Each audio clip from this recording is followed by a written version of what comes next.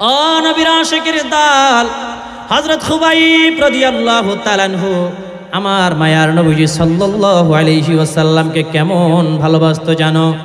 হযরত খুবাইব রাদিয়াল্লাহু তাআলা আনহুকে বেঈমানরা গ্রেফতার করে নিয়ে গেল। একটি বন্দি ঘরের মধ্যে আটকিয়ে রেখেছে।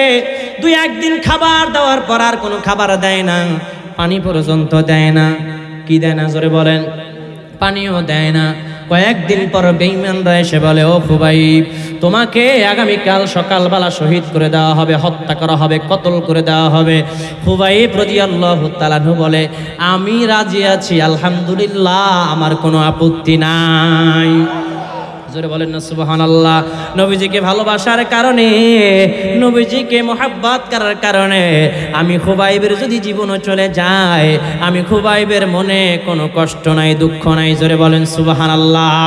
হযরত খুবাইব রাদিয়াল্লাহু তাআলা আনহুকে যখন ফাঁসির কাস্টে ঝুলানোর জন্য হাজার হাজার মানুষের সামনে নিয়ে যাওয়া হলো, হযরত খুবাইবকে নবীজিকে ভালোবাসার কারণে এমন কোন নির্যাতন নাই যে বেঈমানরা করে না। হযরত খুবাইব রাদিয়াল্লাহু তাআলা আনহুকে এইভাবে কুরুশের মতন তক্তা মেরে, এইভাবে প্লাস করে তক্তা মেরে ওইরকম এই তক্তার উপরে শোয়া দিছে। শোয়া দুই হাতের মধ্যে, দুই হাতের তালুর মধ্যে প্যারাক মেরে দিয়েছে, খেজুরের কাঁটা ঢুকিয়ে দেওয়া হয়েছে, পায়ের মধ্যে প্যারাক মেরে দিয়েছে, কপালে পর্যন্ত প্যারাক মেরে দিয়েছে। প্যারাক মাইরাও ক্ষান্ত হয় নাই। হযরত খুবাইবকে ডাক দিয়া বলে, আরে খুবাইব, এখনো সময় আছে, তুমি যদি নবীজিকে একটা গালি দিতে পারো তাহলে আমরা তোমাকে বেকসুর খালাস দিয়া দিব। জোরে কান্না নাউজুবিল্লাহ। হযরত খুবাইবকে এই কথা বলে বসায়া কপালের মধ্যে এইভাবে খেজুর কাটা দিয়া এইভাবে ছিদ্র ছিদ্র করে ফেলেছে। হযরত খুবাইব রাদিয়াল্লাহু তাআলা আনহুর কপাল বেয়ে রক্ত মোবারক পড়ে, দাড়িগুলো ভিজে ভিজে রক্তগুলো গায়ের মধ্যে পড়ে। আহারে, একটু কল্পনা করে দেখেন কত অসহায় হয়ে গেছে, মাথাটা নিচের দিকে ঝুঁকে গেছে। হযরত খুবাইব রাদিয়াল্লাহু তাআলা আনহু মাথা মোবারক উঁচু করতে পারে না, মাথা ভার হয়ে গেছে, রক্ত পড়তে পড়তে মাথা ভার হয়ে গেছে।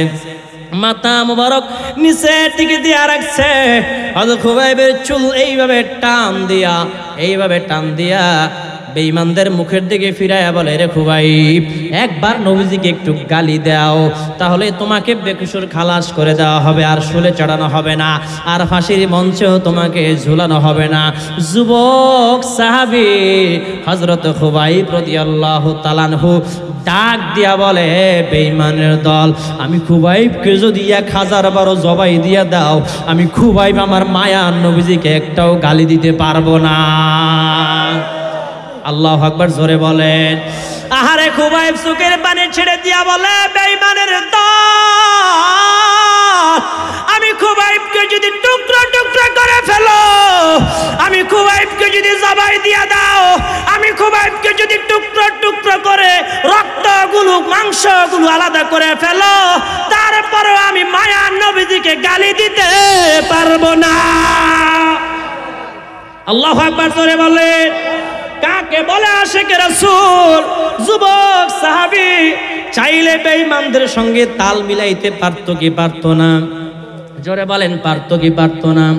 হযরত খুবাইব রাদিয়াল্লাহু তাআলা আনহু আমার নবীজিকে এত বেশি ভালোবেসেছে। খুবাইব রাদিয়াল্লাহু তাআলা আনহুকে নবীজিকে ভালোবাসার কারণে বেঈমানরা দুনিয়া থেকে বিদায় করে দিয়েছে। আল্লাহু আকবার, জোরে বলেন। ওইখানে একজন মহিলা ছিল, মেয়ে ছিল, যার নাম জয়নব। এই জয়নবদের ঘরের মধ্যেই হযরত খুবাইবকে বন্দী করে রাখা হয়েছিল। হযরত খুবাইব তারপরের দিন, যেদিন শহীদ হয়েছে তারপরের দিন ওই জয়নব দৌড়াইয়া আমার মায়ার নবীজির দরবারে চলে গেছে। গিয়া বলে, ইয়া রাসূলুল্লাহ, ইয়া হাবিবাল্লাহ, আপনি আমাকে কালেমা পড়ে মুসলমান বানায়া দেন। আমার নবীজি বলে, কারণ কি, তুমি হঠাৎ করে কেন কালেমা পড়ে মুসলমান হতে চাও? ওই জয়নব ডাক দিয়া বলে, ইয়া রাসূলুল্লাহ, ইয়া হাবিবাল্লাহ, নবী গো, আপনার একজন সাহাবীর দৃশ্য দেখে আমার এত বেশি ভালো লেগেছে, এত বেশি আমার পছন্দ হয়েছে। ইয়া রাসূলুল্লাহ, আপনার সাহাবী খুবাইবকে আমার ঘরের মধ্যে বন্দী করে রাখা হয়েছিল। কয়েকদিন খাবার দেওয়ার পর ওই খাবার দেওয়া সবাই বন্ধ করে দিল। যখন খাবার দেওয়া বন্ধ করে দিল, আমি হঠাৎ করে একদিন জানলা দিয়া ভিতরে আমি তাকায় দেখি, হঠাৎ করে বন্ধ জানলার ফাঁক দিয়ে আমি তাকায় দেখি যেই মানুষটাকে কয়েকদিন খাবার দেওয়া হয় না কিভাবে বেঁচে আছে, কিভাবে বেঁচে রইল। আমি একটু ফাঁকা দিয়ে দেখি, আমি তাকায়া দেখি খুবাইব জান্নাতি ফল খায়, শরবত খায়।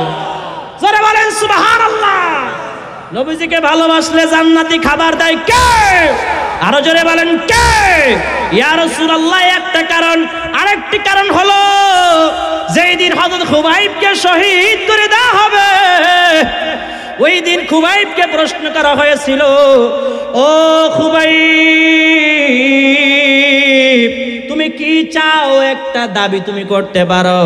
ইয়া রাসূলুল্লাহ, খুবাইব কোনো কিছু দাবি করে নাই, 2 রাকাত নামাজ পড়তে চেয়েছিল। জোরে বলেন না সুবহানাল্লাহ।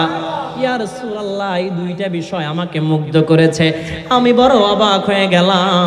মৃত্যুর মঞ্চে দাঁড়িয়ে, মৃত্যুর দুয়ারে দাঁড়িয়ে যেই আশিকে রাসূল নবীজির প্রেমের কথা ভুলে যায় না, নবীজির ভালোবাসার কথা ভুলে যায় না। ইয়া রাসূলুল্লাহ, আমি বুঝতে পেরেছি ওই নবী সত্য, ওই ধর্ম সত্য। এই জন্য আমি উদ্বুদ্ধ হয়ে কালেমা পড়ে মুসলমান হয়ে যেতে চাই। জোরে বলেন না সুবহানাল্লাহ। আল্লাহ পাক রব্বুল আলামিন কোরআন মাজিদের মধ্যে বলেছেন, আমাইয়ুতিল্লাহ ওয়া রাসূলহু ইউদখিলহু জান্নাতিন তাজরি মিন তাহতিহাল আনহার। আমার আল্লাহ তাআলা বলেছেন, যারা আমার হাবিবকে অনুকরণ করবে, ভালোবাসবে, আমি আল্লাহ রব্বুল আলামিন ঘোষণা দিয়ে দিলাম, তাদেরকে আমি আল্লাহ এত সুন্দর জান্নাত দিব, এত সুন্দর জান্নাত, যেই জান্নাতের নিচ দিয়া নহর সমূহ প্রবাহমান থাকবে। যারা বলেন সুবহানাল্লাহ। যুবক সাহাবীরা আমার নবীজিকে সবচেয়ে বেশি ভালোবাসতো, ঠিক কি না? তাহলে আমাদের এখানে যুবক যারা আছে, আমরা যুবকরা যারা আছে, গাঞ্জার পিছে দৌড়াবেন নাকি নবীজিকে ভালোবাসবেন? সুন্নি আলেমদের পিছে দৌড়াবেন, ঠিক কিনা জোরে বলেন? ওলি আল্লাহর মাজার জিয়ারতে যাবেন, ঠিক কিনা জোরে বলেন? হক্কানি ওলিদের সোহবাতে যদি আপনি যাইতে পারেন, হক্কানি সুন্নি আলেমদের সোহবাতে যদি আমার যুবক ভাইয়েরা যাইতে পারে, আর কখনো খারাপ পথে যাবে না, 5 ওয়াক্ত নামাজি হয়ে যাবে, আল্লাহওয়ালা সুন্নি হয়ে যাবে। এখন তো এমনি যারা এখানে এসেছে সুন্নি, আরো যখন হক্কানি ওলির সোহবাতে যাবে, আরো ঈমান মজবুত হয়ে যাবে। যতই বাতিলরা সুন্নিদের বিরুদ্ধে আচরণ করুক না কেন, একজন যুবক সুন্নিয়ত থেকে পথভ্রষ্ট হয়ে যাবে না, ঠিক কিনা জোরে বলেন? এটা জিকির দেন, লা ইলাহা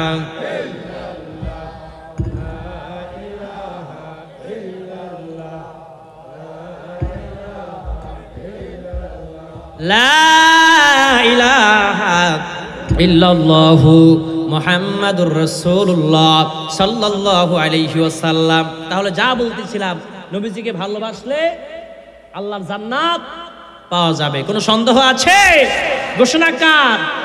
নবীজি বলেছে, মান আতাআনি দাখালাল জান্নাহ, যে আমাকে অনুসরণ করবে সে জান্নাতে যাবে। সুবহানাল্লাহ পড়েন। অপর হাদিসে বলেছে, মান আতাআনি ফাকাদ আতা আল্লাহ ওয়া মান আসানি ফাকাদ আসাল্লাহ, যে ব্যক্তি আমাকে মানলো সে আল্লাহকে মানলো, যে আমাকে মানলো না সে আল্লাহকেও মানলো না। নবীজির হাদিস। সুবহানাল্লাহ পড়েন। নবীজিকে ভালোবাসার দরকার আছে না নেই? তো নবীজিকে ভালোবাসলে আমার যুবক যারা এখানে এসেছো, 5 ওয়াক্ত নামাজ পড়ার দরকার আছে না নাই? মুখে দাড়ি রাখার দরকার আছে না নাই? আপনি যদি সুন্নি দাবি করেন, আপনার মুখে দাড়ি থাকা লাগবে, ঠিক কিনা জোরে বলেন? আমি 2 জন যুবক দেখতে চাই যে হুজুর আমি মুখে দাড়ি রেখে দিব আর নামাজ পড়বো, আজকে থেকে 5 ওয়াক্ত নামাজ পড়বো, এমন একজন যুবক দাঁড়াও যে হুজুর আজকে থেকে আমি মুখে দাড়ি রেখে দিব, 5 ওয়াক্ত নামাজ পড়বো, জীবন চলে যাবে, তারপরেও আমি নামাজ ছেড়ে দিব না, তারপরেও আমি সুন্নিয়াত থেকে দূরে সরে যাব না, তারপরেও আমি দাড়ি কামাবো না। এমন চ্যালেঞ্জ করে দেখি একজন যুবক দাঁড়ান তো দেখি, একজন যুবক দেখি নবীজির ভালোবাসেন এমন যুবক আসেনি যে হুজুর আজকে থেকে নামাজ পড়বো, মুখে দাড়িটা রেখে দিব। একজন যুবক দেখতে চাই। এখানে এখানে শত শত মানুষ, অনেক মানুষ, কিন্তু দেখি একজন দাঁড়ান তো, দেখি একজন দাঁড়ান, তারপরেই ওয়াজ শেষ যে হুজুর আজকে থেকে নামাজ পড়বো আর দাড়ি রেখে দিব, নামাজ ছাড়বো না, দাড়িও কাটবো না, এমন একজন যুবক দেখতে চাই। যেহেতু এই মাহফিলটা এত কষ্ট করে ইন্তজাম আয়োজন করা হয়, যদি একজন যুবক যদি খাঁটি নামাজি বানাইতেই না পারি আমরা, ওয়াজ কইরা তা ওয়াজ করে লাভটা কি? আমার তো দাড়ি দেখার কথা কমু, নামাজ কইছি ভয় পাইছে। অনেক সময় নামাজ কাজা হয়েছে, নামাজ তো আমাকেও কাজা হয়, তো কাজা হোক, সমস্যা। ইচ্ছা করে তার কেউ কাজা করে না, এটা অনেক সময় কাজা হয়ে যায় বিপদে পড়লে। দেখি, আচ্ছা নামাজের কথা পরে বলি, দাড়ি রেখে দিবে আমার একজন যুবক দেখতে চাই, হুজুর আজকে থেকে নবীজিকে ভালোবেসে আমি যুবক হয়ে দাড়ি রাখার জন্য হাত উঠাইলাম, আর জীবনও মুখের মধ্যে বেলেট লাগাবো না, কেসি লাগাবো না। পাইছেন নাকি? দাঁড়ান, ওরে পাইছি একজন। নারায়ে তাকবীর, দাঁড়ান। নারায়ে রিসালাত, আহলে সুন্নাত ওয়াল জামাত, মাসলাকে আলা হযরত শাহীন শাহে শ্রীকোট। দেখি দাঁড়ান, একটু দাঁড়ান, আপনার চেহারা সময় দেখুন। আমার ভাই নাম কি? বাদশা মিয়া। নাম যেমন বাদশা, সাহসও বাদশাই, ঠিক কিনা জোরে বলেন? যুবকরা ভয় পায়, কিন্তু আমার ভাই বাদশা মিয়া, বাদশা ভাই দাঁড়ায় গেছে, হুজুর আমি দাঁড়িয়ে রাখবো। মারহাবা বলেন। নবীজির প্রেম অন্তরে আছে না নাই? মনে করেন যে ওয়াজ কবুল হয়ে গেছে, সুবহানাল্লাহ পড়েন। বাদশা ভাই দাঁড়িয়ে রাখার কারণে অনেকে আবার কটূক্তি করবে, আছে না নাই? আটটা যখন যাইব কবে যে নতুন দাড়ি রাখছে, দাড়িওয়ালা, কবিরা গুনাহ হবে। কি হবে? উৎসাহ দিবেন। কি দিবেন? উৎসাহ দিবেন, কোনো কটূক্তি নাই, উৎসাহ দিবেন। উল্টা আপনি ওনার বন্ধু যারা আছেন তারাও দাঁড়িয়ে রাখবেন, ঠিক কিনা? আমার ভাইকে আল্লাহ, বাদশা ভাইকে আল্লাহ কবুল করুক, আমিন। আরো জোরে কান আমিন। আল্লাহ কবুল করছে না? মাহফিল কমিটির মধ্যে অনেকে দাঁড়িয়ে ছাড়া আছে, আসেনি? সবাই দাঁড়িয়ে আছে, দেখুন দাঁড়িয়ে আছে, ওই দেখেন এনে সবাই দাঁড়িয়ে আছে। মারহাবা জোরে বলেন। এই পাশে সবাই দাঁড়ি। ডাব্লিউরা কয় যে দাড়ি বলে, আমরা সুন্নিকে বলে দাড়ি নাই, নাউজুবিল্লাহ পড়েন। তো এই যে স্টেজে যারা আছে, এই দেখেন হুজুরের দাড়ি, আমার চাচার দাড়ি, ফোরকান ভাইয়ের দাড়ি, এই পাশে হুজুরের দাড়ি, সবার দাড়ি, ডানে বামে সবার দাড়ি আছে। একজনের দাড়ি ছিল না, হেও শপথ করছে আজকে থেকে আর দাড়ি কামাবে না। মারহাবা। ডাব্লিউদেরকে আমরা দেখিয়ে দিতে চাই, আমরা সুন্নিরাই হলাম আসল আশিকে রাসূল।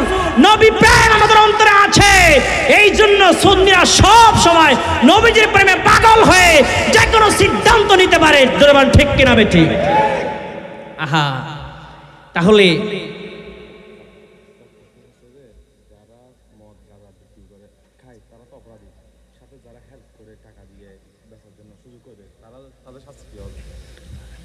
মদ গাঁজা প্রশ্ন করছে, খুব সুন্দর একটা প্রশ্ন করছে। এখন মদ গাঁজা যারা খায় বা বিক্রি করে, এদের শাস্তি কি, এই সম্পর্কে প্রশ্ন করা হয়েছে। যারা হেল্প করে, মানে খারাপ, এক সোজাসুজি কথা অতদূর ঘুরাইয়া করার সময় নাই এখন। সংক্ষিপ্ত কথা হলো, যারা খারাপ কাজ করে এবং যারা খায়, যারা বেচে, যারা সাপোর্ট করে, এদেরকে শাস্তির পাকড়াও করবে কে? জাহান্নাম দেবে কে? এখন যদি কেউ এলাকায় গাঁজা বিক্রি করে, মদ বিক্রি করে, আপনারা প্রশাসন দিয়ে ধরায় দেন, প্রশাসন বিচার করবে, ঠিক কিনা?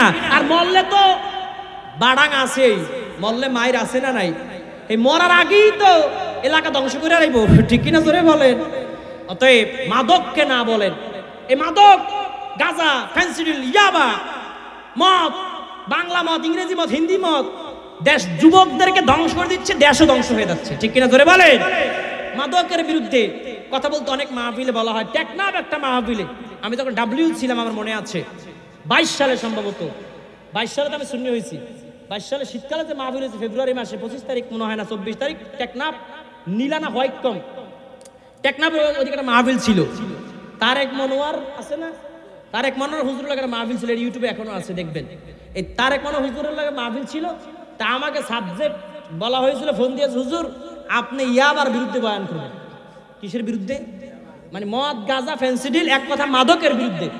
মাহফিলে যাওয়ার আগেই, সেদিন শুক্রবার ছিল, জুমা পরে আসলে তখন বাইপাল, আমি খানবাড়ি মসজিদে ছিলাম, বিশাল মসজিদ, 5 তলা মসজিদ। ওই মসজিদ থেকে জুমা ভাড়া বের হয়েছি, বিমানে উঠছি, চট্টগ্রাম এয়ারপোর্ট নামছি। নামার পর ফোন দিছে, তুই এদিকে আয়, তোর ক্রস ফায়ার দিমু। কি দিমু? Cross fire. এখন ক্রস ফায়ার দোকান জবাই দু, হক কথা তো বলা লাগবে, কথা বলছে না। আমি আমু আর তুই ক্রস ফায়ার নিয়ে খাড়াইয়ে থাকিস। কি নিয়ে খাড়াই থাকবি? তুই ক্রস ফায়ার এমনি করে খাড়াই দিবি আর মারবি, কোনো সমস্যা নাই। কারণ এগুলোর বিরুদ্ধে কথা বলে যদি ক্রস ফায়ার হয়, সমস্যা আছে, সমস্যা আছে।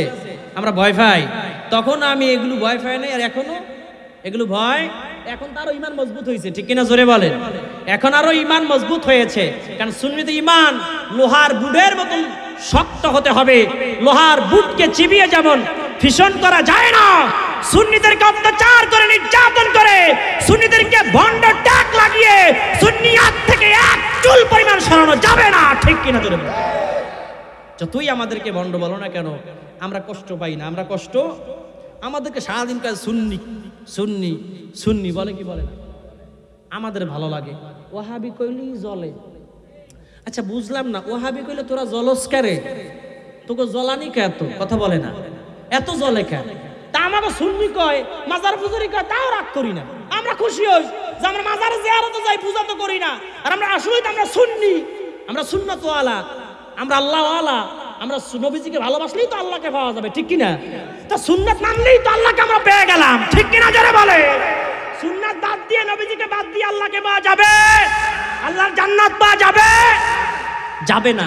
তাহলে আমাকে সুন্নি কই থেকে তারা শহীদ হয়ে যাচ্ছে, দেখে যে আমাকে কোনো রিয়াকশন নেই, আমাকে ভালো লাগে, আমরা প্রাউড ফিল করি। আর আমরা যখন একটু মাঝে মধ্যে কই যে কি জানো কই ডাব্লিউ মানে ওই ওয়াহাবি আর কি, তখন তাদের জল্লা উড়ে, কি উড়ে? হ্যাঁ হুজুর আপনি ওয়াহাবি কইছে। ওয়াহাবি মানে কি?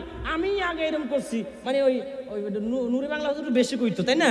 বেশি গাইলেই তো ওয়াহাবি। তখন আমি যখন ডাব্লিউ ছিলাম, নুরি বাংলা হুজুর একদিন কল দিছি ডাব্লিউ থাকতে, হুজুর আপনি যে কইছেন ওয়াহাবি মানিছেন এখন এই সেই, এগুলো কি এগুলো কি? আমার একটা ফোন রাখ, নাহলে তোরও গাইলাম 14 গোষ্ঠী। আমার কি কয়, ফোন রাখ না তোরও গাইলাম। আসলে ওয়াহাবি যারা দাবি করে, ওয়াহাবি মতামত যারা বিশ্বাসী, এদেরকে ওয়াহাবি বলে রাগ করে কেন? বোঝা গেল এর মানি ভালো না, মানি ওয়াহাবি বলতে খারাপ, ঠিক কিনা জোরে বলে? তা সুন্নি বলতে ভালো, এই জন্যই তো আমরা এটাকে পজিটিভলি নিই, ভালো লাগে, আমরা সুন্নি, আমরা গর্ববোধ করি।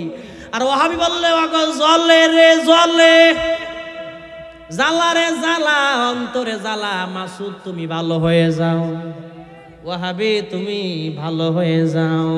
এত যখন জলে রে জলে, ওয়াহাবি দাবি করো কেন? তুমি সুন্নি দাবি করো, আর জ্বলবে না, ঠিক কিনা জোরে বলে? রাগ করতেছেন নাকি? এরকম করা ভাই দরকার, ভাই কইছে একটু করা দরকার আছে না নাই? সব মিলাইছি না কইলাম আর কাজকে, কারণ এই জন্য মিলাইয়া বললাম, যেহেতু এখানে যুবকদের কথা বলতে বলা হয়েছে, বরফির আব্দুল কাদের জিলানী রাহমাতুল্লাহ জীবনী বলতে বলা হয়েছে, তো নবীজির ভালোবাসাও একটু কইলাম। রাগের কিছু আছে? রাগের কিছু নাই। এই যে যুবক ভাইদেরকে আমি আরেকটা কথা বলি, মাতা পিতার খেদমত করা লাগবে। কি করা লাগবে? একটা বললাম তো নবীজির ভালোবাসা লাগবে, আর একটা হলো মুরব্বীদের সঙ্গে ভালো আচরণ করতে হবে। মুরব্বীদেরকে ভালো আচরণ বলবো তো, মুরব্বীকে সিরিয়াল আইতাছে তো, আগে বাপ মার কথা কইয়ালে, আর বাপ মার ছেলেদের প্রতি কি কর্তব্য, এটা আছে না নাই?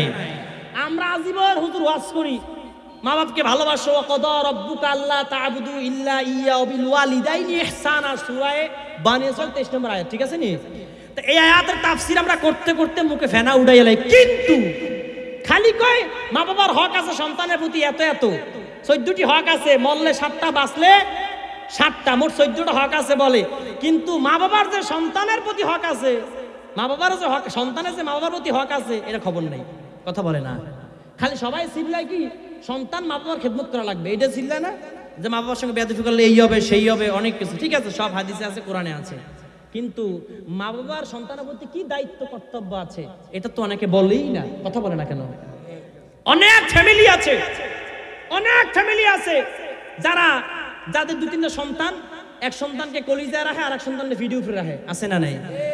বাংলায় বলে এক সন্তানের বুকে আর এক সন্তানকে পিঠে, এক সন্তান বুকে আর এক সন্তান, এক সন্তানের সব অধিকার দিছে, জায়গা দিছে, জমি দিছে, বিদেশ পাঠাইছে, আর যেটা আজীবন কামাই করে খাওয়াইছে আড্ডি বের করে লাইছে গার, এটারে কোনো অধিকার দেয় না। আছে না নাই? বিদেশ গাধার মতন সারাদিন রোদ্দুরের মধ্যে পরিশ্রম করে, বিদেশ থেকে টাকা পাঠায়, আর বাংলাদেশে আইসা ওই প্রবাসীর জায়গা ওর ঘরের মধ্যে হয় না। যার টাকা দিয়ে ঘর বানছে ওর ঘরের মধ্যেই ওর জায়গা হচ্ছে না। আছে না নাই? মা বাপকে যখন বিচার দেয়, বাবা 10 বছর এত কষ্ট করলাম, হাড় ভাঙ্গা পরিশ্রম করলাম, রোদে পুড়ে কষ্ট করলাম, আমার টাকা দিয়ে ভাই লেখাপড়া করলো, বোন বিয়ে দিলেন, আপনারাও ভালো চলতেছেন, আমার টাকা বাড়ি করলেন, আমার রুমটাই নাই, আমার এত বছর কামাই করে কি হলো? তখন বাবা মা কি বলে জানেন? এটা বাস্তব থেকে বলছি। বলে, বাবা তুই আরো কামাই করে আরো করতে পারবি। ছেলের বয়স চলে তখন 45, কত? তাহলে 45 বছর বয়স হয়েছে, ও কবে বিয়ে করবে? ও কবে সংসার করবে? কবে বাচ্চা কাচ্চা হবে? কবে আর একটা বাড়ি করবে? কবে গাড়ি কিনবে? কবে ও প্রতিষ্ঠিত হবে? এইরকম জুলুমবাজ ফ্যামিলি আছে না নাই? মনে রাখবেন, খালি ওয়াজ বাপ মার খেদমত করো করো বললে চিল্লাইলে হবে না। বাপ মার খেদমত যে করবে, সেই বাপ মা সন্তানের জন্য কি করছে আগে এটা বলেন, কথা বলে না। জন্ম দিলেই হবে না, কর্ম করতে হবে। কুত্তা তো বাচ্চা জন্ম দেয়, কথা বলছে না। কুকুরা তো জন্ম দেয়, মানুষও জন্ম দেয়, জন্ম দিলে হবে না, কর্ম। একজনকে পিঠে একজনকে পেটে বুকে আল্লাহর দরবারে জবাবদিহিতা করতে হবে বাসা। আহা, কাল কিয়ামতের ময়দানে যেই সমস্ত সন্তানদের সঙ্গে আপনারা জুলুম করেছেন, মেয়েকে অধিকার দিয়েছেন, ছেলেকে দিয়েছেন, যেই ছেলে এত কষ্ট করলো সেই ছেলেকে কোনো অধিকার আপনি তার প্রাপ্য অনুযায়ী তাকে আপনি অধিকার দিলেন না, কাল কিয়ামতের ময়দানে সন্তানগুলো দাঁড়িয়ে বলবে, আল্লাহ আমার বাবা মা আমার সঙ্গে জুলুম করেছে, আমার বাবা মা আমাকে কষ্ট দিয়েছে, আমার বাবা মাকে আমাকে জন্ম দিয়েছে, আমি তাদের সব দায়িত্ব পালন করেছিলাম, কিন্তু তারা আমার সঙ্গে জুলুম করেছে, আমার অধিকার আমাকে বুঝিয়ে দেয় নাই। আল্লাহ আমি অধিকার চাই। ফাকাইফা ইযা জামা'নাহুম লিয়াউমিন লা রাইবা ফীহি, আল্লাহ বলেন ওই দিন সকলের হিসাব বুঝিয়ে দেওয়া হবে, কারো প্রতি আল্লাহ জুলুম করবেন না। সন্তান যখন আল্লাহর দরবারে বিচার দাবি করবে, আল্লাহ বলবে ওই সমস্ত বাপ মাদেরকে আসামির কাঠগড়া দাঁড়া করাবে। কোথায় দাঁড়া করাবে? যে তোমার সন্তানের অধিকার তুমি দাও নাই কেন? কোনো জবাব দিতে পারবে না। সন্তানের সঙ্গে জুলুম করার কারণে সন্তানকে একই পেটে সন্তান হওয়া সত্ত্বেও তাকে ছোট নজরে দেখার কারণে ওই বাপ মাগুলো আসামির কাঠগড়া দাঁড়িয়ে শেষ পর্যন্ত জাহান্নামী হয়ে যাবে। নাউজুবিল্লাহ পড়ে। তাহলে আমি অনুরোধ করব, বাংলাদেশের 85% যুবকদের আর্তনাদ, বিশেষ করে ঘরের বড় ছেলে যারা, এদের আর্তনাদ যে হুজুর ছোটবেলার থেকে লেখাপড়াও করতে পারি নাই, এই বাপ মা ভাই বোনের জন্য জীবনটা কোরবান করে দিলাম, এই ভাই বোন কষ্ট দেয়, বাপ মাও শেষ পর্যন্ত নিজের বাপ মাও কষ্ট দেয়, হুজুর বাঁচবো না, আত্মহত্যা করে ফেলবো। কতটা কষ্ট যুবকদের অন্তরে থাকলে, কতটা ব্যথা এদের হৃদয়ে জমা হলে বলতে পারে যে হুজুর বাঁচতে মনে চায় না, মনে হয় আত্মহত্যা করে মরে যায়। ঠিক কিনা জোরে বলে? আছে না নাই? 80% যুবকদের সঙ্গে ইতিহাস মিলে যায়। মিলে কি মিলে না? বড় ছেলে যারা বিশেষ করে, এদের জীবনে এরা আজীবন ঠকে, আজীবন ঠকে। ঠকে কি ঠকে না? ঠকে। দেখবেন সংসার জন্য সব করবে বড় ছেলে, কিন্তু যখন বড় ছেলে, ঘরের বড় ছেলে একটু অধিকার নিয়ে কথা বলতে পারবে, এরা পাত্তাই দিবে না। আছে না নাই? প্রবাসীরা, বিশেষ করে প্রবাসীরা ঠকে বেশি। প্রবাসীরা 10 বছর 12 বছর 15 বছর পরিশ্রম করে বিদেশের জমিনে, বিশাল বিশাল বিল্ডিং এর উপরে জীবনের রিস্ক নিয়ে কত কষ্ট করে, আর এই প্রবাসীরা শেষ পর্যন্ত আইসা এমন ঠকা ঠকে, জীবনের মায়া পর্যন্ত ত্যাগ করে ফেলে। মানসিক টেনশনে প্রবাসে স্ট্রোক করে মারা যায় অনেক যুবক। আছে না নাই? অনেক প্রবাসী আছে না নাই? কারণ কি জানেন? যখন একটু মানসিক শান্তি পাওয়ার জন্য যখন বউকে ফোন দেয়, বউ ক্যাসম্যাচ করে ওঠে। যখন বাবাকে ফোন দেয়, বাবা কয় টাকা দে। মাকে ফোন দেয়, মা বলে তুই আরো 5 বছর পরে আয়। আত্মীয় ভাইকে ফোন দেয়, ভাই কয় ভাই আমার একটা দোকান দিয়ে দাও, তারপরে আসো। সবার মনোবাসনা পূর্ণ করতে গিয়ে এই প্রবাসী নামক টাকার মেশিনটা একদিন দুনিয়ার মায়া ত্যাগ করে দুনিয়ার থেকে বিদায় হয়ে যায়। লাশটা রিসিভ করবে এরকম মানুষও খুঁজে পাওয়া যায় না। আমি সেদিনকে একটা ভিডিও দেখে মনক্ষুণ্ণ হয়েছে। শাহজালাল আন্তর্জাতিক বিমানবন্দরে আপনারা দেখেছেন, ঢাকায় লাশ এসেছে সেই সৌদি আরব থেকে। মা গিয়েছে মানে লাশ রিসিভ করতে, টাকা নাই, এই জন্য মা বলে লাশ পইরা থাক, আমি চলে গেলাম, এই লাশ যেদিকে যাবে যাক। এরকম একটা ভিডিও ভাইরাল হয়েছে না? বউ যায় লাশ রিসিভ করতে যায় না, এর সঙ্গে কি টাকা পয়সা আসছে ওইটা রিসিভ করতে যায়, কিন্তু লাশ কেউ রিসিভ করতে চায় না। আছে না নাই? এমন প্রবাসী আছে মানসিক পাগল হয়ে গেছে। প্রবাসীর সংস্থা থেকে যখন এদেরকে বাংলাদেশে পাঠানো হয়, নিজের বউ পর্যন্ত এই প্রবাসী পাগল জামাইটাকে রিসিভ করতে যায় না, এয়ারপোর্ট নেমে পাগলের মতন ঘোরাফেরা করে। আছে না নাই? এই টাকা ইনকাম করে বউকে দিয়েছে, এই টাকা ইনকাম করে বাবা মাকে দিয়েছে, টাকা ইনকাম করে ছোট ভাইকে মানুষ করেছে, বোনকে বিয়ে দিয়েছে। আজকে টাকার মেশিন যখন অসল হয়ে গেছে, তোমরা টাকার মেশিন থেকে দূরে ছুড়ে ফেলেছো। মনে রাখতে হবে, তোমাদের কাল কিয়ামতের ময়দানে প্রত্যেককে আসামির কাঠগড়ায় দাঁড়াতে হবে, এর হিসাব দেওয়া লাগবে, জবাব দেওয়া লাগবে। ঠিক কিনা? জুড়ে না, কেউ বাঁচতে পারবে না। মনে রাখতে হবে প্রবাসীদের কষ্ট, এগুলো আমরা উপলব্ধি করি, দেখি, আমাদের অনেকে শেয়ার করি। কত কষ্ট করে এরা, এরা পোস্ট দেয়। দেখবেন এদের ফেসবুকের স্ট্যাটাস, ভাই প্রবাসে থাকে জানে, এদের ফেসবুকে স্ট্যাটাস দেখলেই তো হৃদয়টা গলে যায়। ঠিক কিনা জোরে বলেন? এরা কত কষ্ট থাকে। মাস শেষ, বাসা ভাড়া দেওয়া লাগবে, খাবারের টাকা দেওয়া লাগবে, বাড়িতে টাকা দেওয়া লাগবে, ভাইকে টাকা দেওয়া লাগবে, বোনকে টাকা দেওয়া লাগবে। কত ডিপ্রেশন এদের মাথায় থাকে, এগুলো আপনারা বুঝবেন না।